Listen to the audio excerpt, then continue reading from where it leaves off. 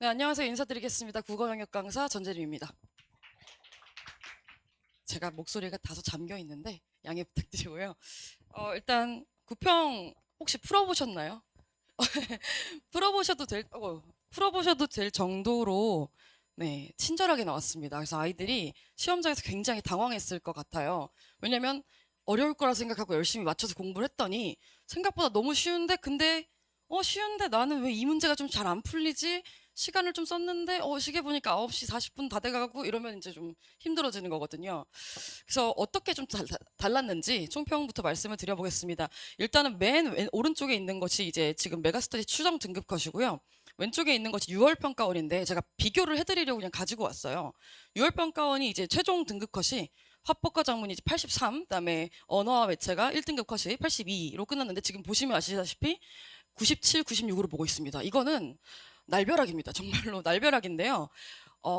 수능은 요거보다는 조금 어려울 수밖에 없을 겁니다. 왜냐면 같은 난이도로 출제하면 아이들이 공부를 하기 때문에 이러면 우리 1컷 100의 불상사가 벌어져서 당연히 출제하시는 분들도 조금 더 어렵게 낼 수밖에 없습니다. 그런데 왜 이렇게 갑자기 쉬워졌냐라고 생각하면 당연히 이제 킬러 문항을 배제하고자 하는 그런 정부의 기조 때문에 또 한 역할이 있을 수 있고요. 그리고 지문을 좀 친절하게 그 유지를 그대로 내신 것 같아요. 그러니까 지문을 조금 더 어렵게 내면 그럼 아이들이 지문에서 당황하니까 문제도 잘 안 풀리고 하는 건데 사실관계 파악하는 것도 너무 쉽게 지문을 친절하게 써준 데다가 그런 데다가 문제도 그냥 뭐이 정도 1대1 대응해서 풀면 충분하지 정도로 출제를 하셨기 때문에 그래서 좀 괜찮은데? 이런 느낌으로 네, 교훈이 있습니다.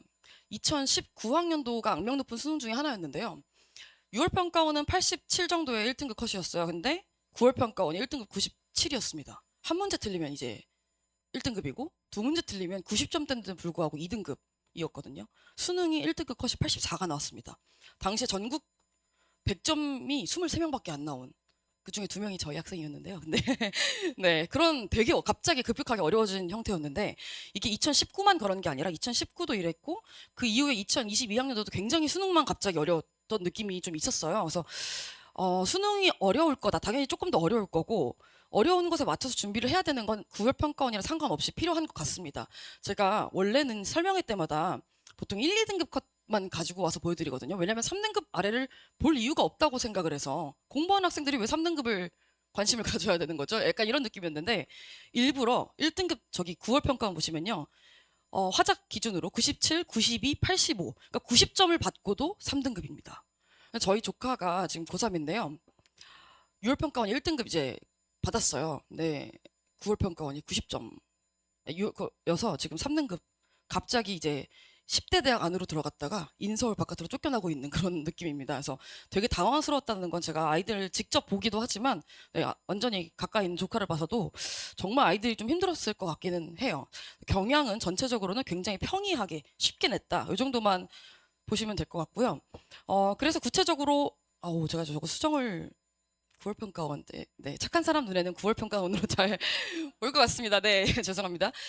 가장 평이한 난이도입니다. 최근 몇 년 기출 중에 가장 평이한 난이도 출제됐고 추론이라고 말했던 것들이 21학년도, 22학년도에 굉장히 많이 출제가 됐었는데 추론 문항이 거의 다 빠져버렸고요. 이번에는 그리고 단지 그냥 아이들 말로 속된 말로 눈알 굴리기라고 하거든요. 지문에 이 문단 세 번째 줄에 이 말이 있으니까 선지에 이거 맞는 말 이렇게 왔다 갔다 교육청이 쉽게 낼 때 이런 식으로 내는데 그런 문제들 위주의 평이한 문장 위주로 출제가 되었습니다. 지문의 길이도 6평이랑 비슷하게 유지가 됐기 때문에 뭐 딱히 달라진 게 없었다고 보시면 될 것 같고요. 문학도 마찬가지로 작품 자체의 난이도가 좀 낮게 출제됐습니다. 무슨 말이냐면 가작품은 EBS, 근데 나작품이 어려워야 되는데 어렵지 않게 적당한 난이도 그냥 읽으면 이런 말이구나.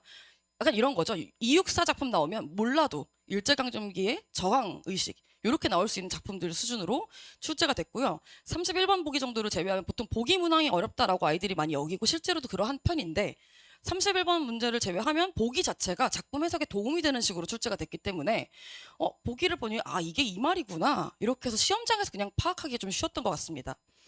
선택 과목의 경우는 이제 화작, 언매 모두 대체로 평이했습니다. 여전히 평이한데요. 당연히 이제 한두 문제는 무조건 까다롭게 냅니다. 그리고 거기서 변별력을 확보하는 게 기존의 계속 출제 기조였고요. 똑같이 그렇게 출제를 했습니다.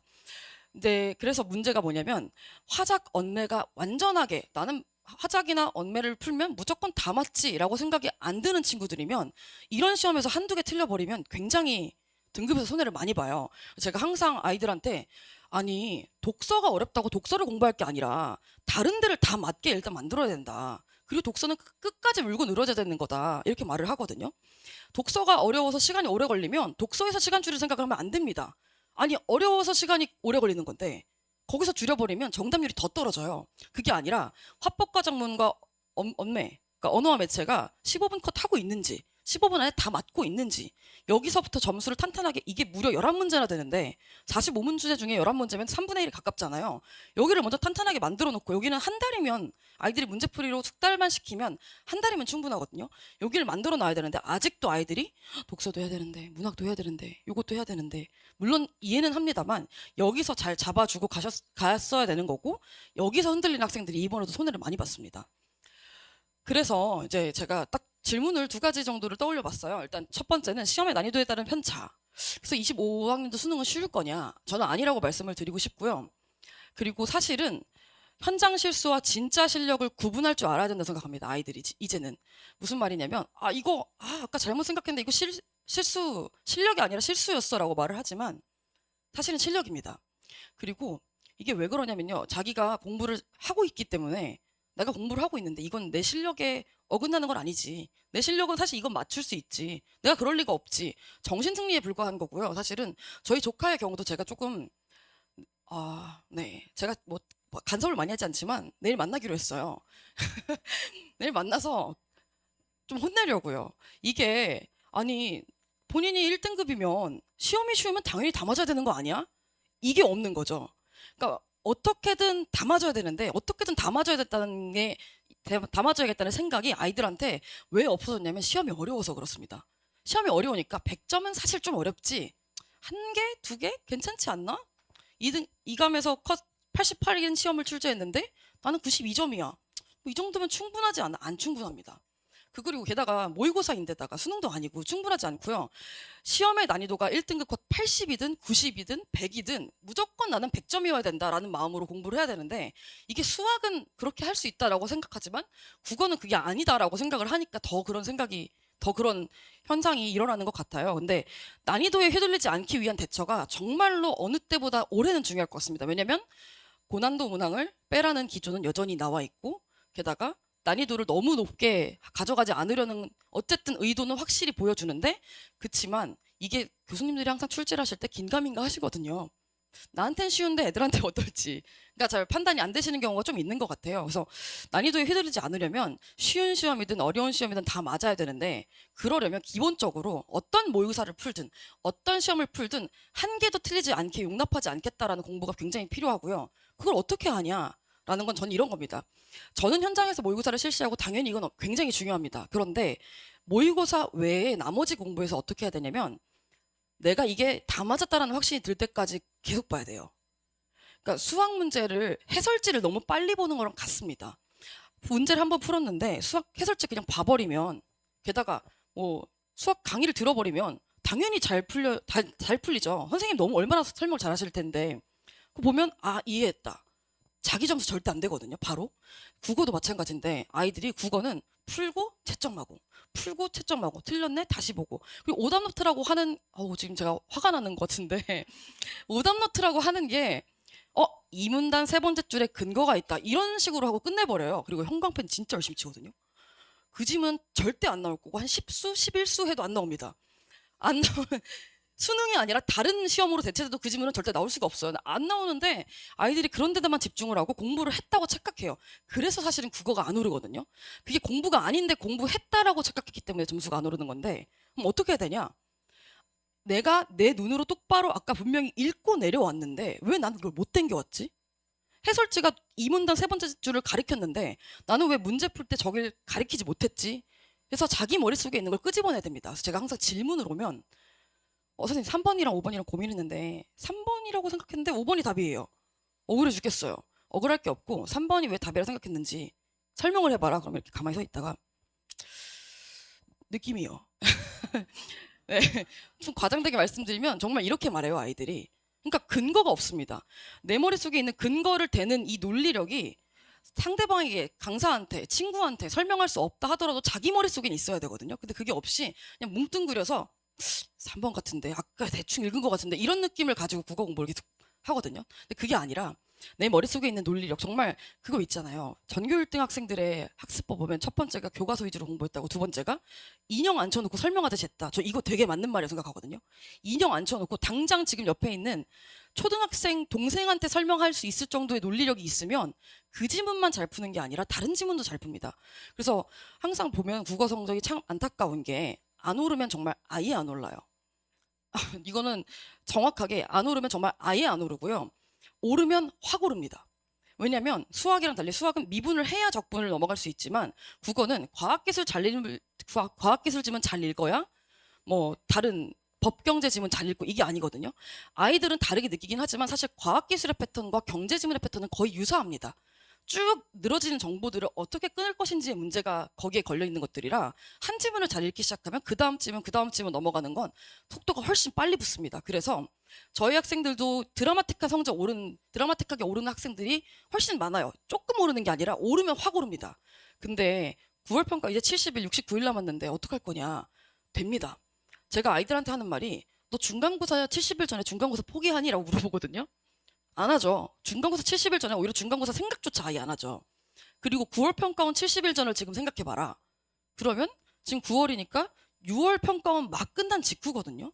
6평 끝나고 직후에 애들이 9평에서의 서력을 얼마나 다짐하는데 수능 70일 남았다고 포기할 그게 전혀 아닙니다. 정말로 할 수 있습니다. 그래서 나머지 70일 동안 어떻게 보내야 되냐 했을 때 이번 난이도에 휘둘리지 않고 진짜 실수라고 착각하지 않고 내 머릿속에 일어났던 일을 되짚어 가면서 못한 게 있으면 그때는 이제 강사한테 묻고 옆에 잘하는 학교에서 잘하는 친구한테 물어보고 아, 이런 생각을 해야지 이 지문에서 다이렉트로 이 정보를 찾아낼 수 있구나 이런 것들을 좀 되짚어 보는 시간이 70일 동안 꼭 필요할 것 같습니다. 그 다음에 이제 그쵸. 그래서 그걸 이제 연장선상에서 생각했을 때 마무리가 뭐냐? 국어에 마무리가 있냐? 솔직히 말씀드리면 없습니다. 왜냐면 세상에 글은 너무 많고요. 모든 글은 갈수록 난이도가 어려워집니다. 제가 글을 읽어서 잘 소화하는 법을 가르치는 게 직업임에도 불구하고 저도 대학원에서 계속 공부를 하다 보니까 철학 텍스트를 만나면 아니 칸트는 내게 아니야. 이런 느낌을 굉장히 많이 받아요.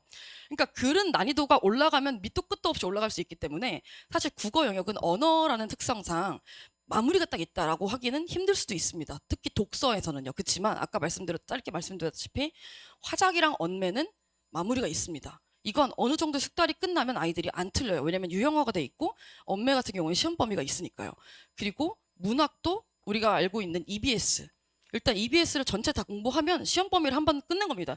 지정 시험 범위인데 사실 국가가 지정한 시험 범위잖아요. 그래서 얘를 끝내고 그리고 문학 작품에서는 이런 거죠. 시인한테 문제를 풀라고 냈을 때 정우승 시인이 인터뷰하신 게 있거든요. 당신 쓰신 시로 문제를 풀었더니 70점이 나오셨대요. 그러니까 이게 뭐냐? 너무 자의적인 거 아니냐? 문학은 객관적으로 출제하기 위해서 넘어갈 수 없는 선이 있습니다. 그래서 객관적 정보들을 판별하는데 어느 정도 라인이 이미 형성되어 있어요. 그래서 이 문학도 끝이 있습니다. 문학은 어느 정도 애들이 궤도에 오르면 나 문학은 안 틀리는데 느낌을 잡아요. 근데 독서는 조금 다르죠. 왜냐하면 글 읽기는 글의 소재는 글의 어떤 방식은 언제든지 달라질 수 있기 때문에 그래서 마무리를 생각했을 때 화작, 언매 그리고 문학은 반드시 마무리를 해야겠다. 그게 말하자면 실전 모의고사에서의 계속 현장감을 키워주고 EBS 학습을 계속 해주는 것. 그리고 나서 독서 어떻게 할 것이냐. 독서는 기출로 반드시 다시 돌아가야 됩니다. 문학도 사실 마찬가지고 언매도 화작도 마찬가지긴 한데요. 기출을 왜 돌아가야 되냐면 깔끔하게 잘 썼다고 하는 글들이 다 기출에 있습니다. 나머지 글들은 특정 업체를 얘기하고 싶지 않지만 그냥 다 말해보면 이감, 시대인지, 한수, 상상, 바탕 뭐 이런 거 전부 다요. 어느 하나에 국한된 것이 아니라 평가원을 카피하는 사람들입니다. 근데 오리지널을 못 따라가죠. 아무리 열심히 카피를 해도. 그리고 사실 이런 건데 제가 농담으로 너네 5주 동안 갇혀서 그것만 쓰라고 한 사람들이랑 회사원들이 퇴근하고 왔다 갔다 하면서 쓰는 글이랑 같겠냐. 교수님들은 5주 동안 갇혀 계시거든요. 그래서 검토를 계속하고 다시 하고 저희 교수님이 옛날에 출제 들어가셨다가 하시는 말씀이 3주 지나니까 너무 지겨워서 탁구 치는 것도 너무 지겹대요. 안에서 할 수 있는 게 탁구밖에 없어서. 근데 지겨우니까 계속 검토하고 수정하고 검토하고 수정하고 이것만 반복하시거든요. 그러니까 글의 퀄리티를 따라갈 수가 없습니다. 당연히 요즘 사설 모의고사 너무 좋아요. 좋은데 그래도 우리는 평가원 시험을 통과하고 평가원 시험으로 대학을 가는 거기 때문에 평가원으로 돌아가야 됩니다. 그래서 투트랙으로 요 위에 두 개는 사설 모의고사로 마무리를 해주시는 게 맞고요. 마지막은 기출로 돌아가서 2017학년도 이후의 기출들은 내가 내일 친구한테 설명해도 당장 설명해 달라고 해도 할 수 있다 정도까지 해줘야 되는 것 같습니다. 저희 아이는 아직 등급이 낮아서 5등급이라 3등급까지만 가져도 너무 좋을 것 같은데 그래도 2017 기출부터 다시 보는 게 맞습니다. 그리고 나서 한 가지만 제가 오늘 더 말씀드리겠다고 생각했던 건 시험이 쉬웠잖아요. 최악으로 어제처럼 엊그제처럼 똑같이 나올 수도 있잖아요. 시험이. 그러면 어떻게 할 것이냐. 2015학년도 이전 기출들은 굉장히 쉽습니다. 이때는 1등급 컷이 97, 96 혹은 98 이랬었어요.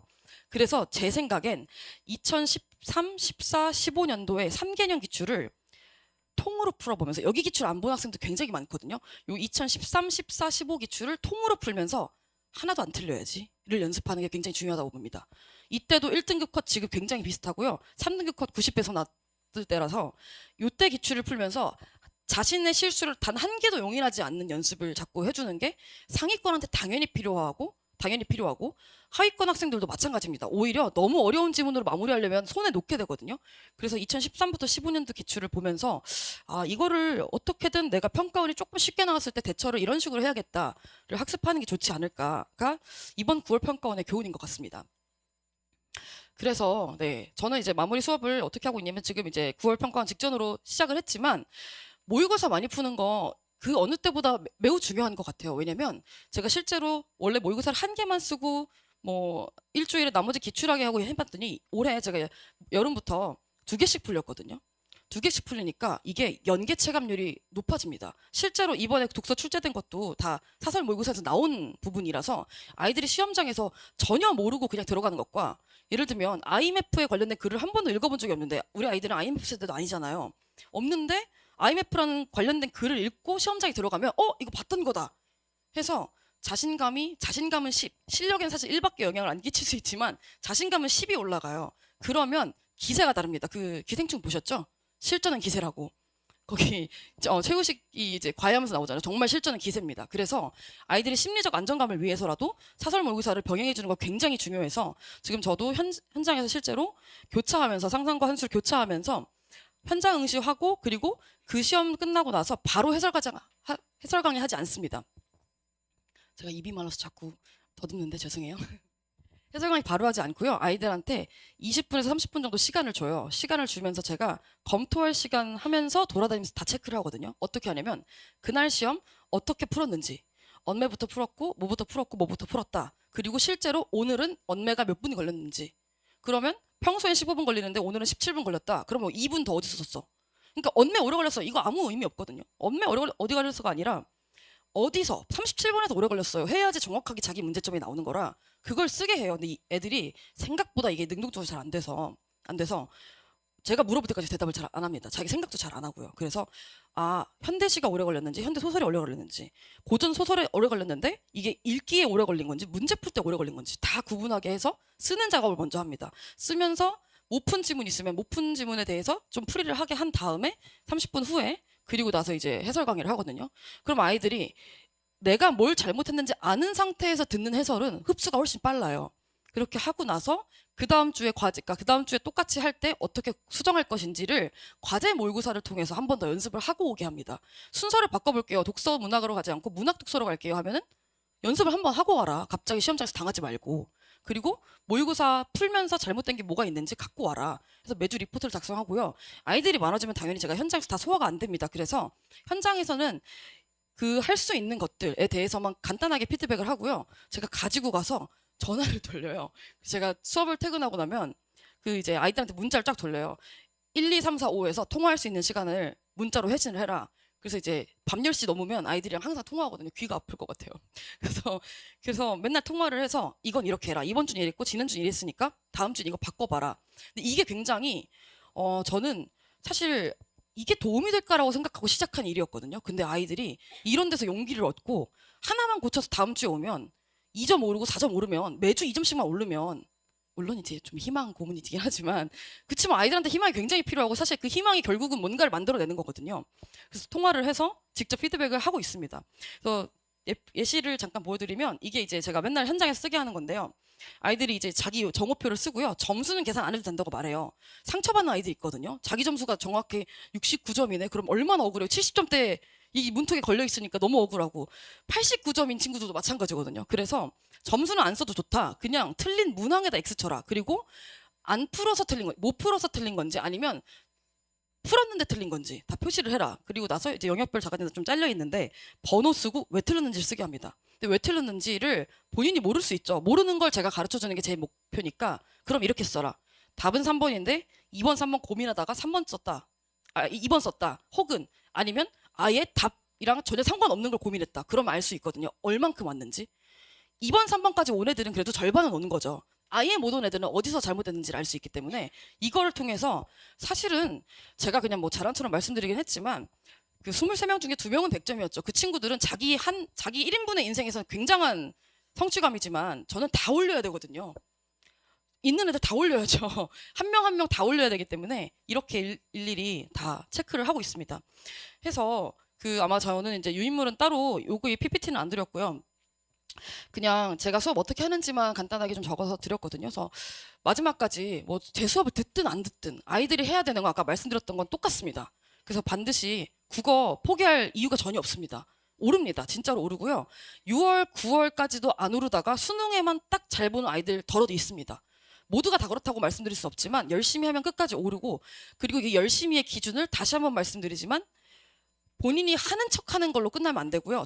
정확하게 내가 글을 읽을 때 어디서 잘못했는지 문학작품 해석할 때 뭘 잘못했는지를 자꾸 그게 제일 힘들고 귀찮은 작업이지만 자꾸 되짚어보는 과정을 거치면 70일 후에 네, 대학 어디 골라가야 되는데 어디로 가지? 수시를 갈까 말까 할 수 있는 상황이 되지 않을까라고 생각이 듭니다. 지금까지 국어영역 강사 전지림이었습니다. 감사합니다.